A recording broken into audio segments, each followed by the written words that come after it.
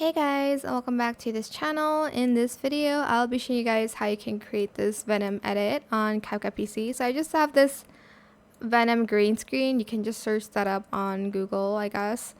And here on the green screen area, I'm just going to go to remove background, chroma key, and I'm just going to select the green part of the video, and I'm just going to adjust the intensity a little bit, maybe feather out the edges. It is a pro feature, but it is worth it.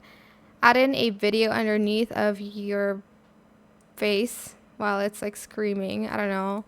This is obviously not me, but you're just going to place it where that is. And yeah, that is pretty much it.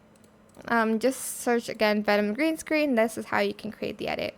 I hope this tutorial was helpful for you guys. Don't forget to like, comment, share, and also subscribe to this channel if you haven't done that already.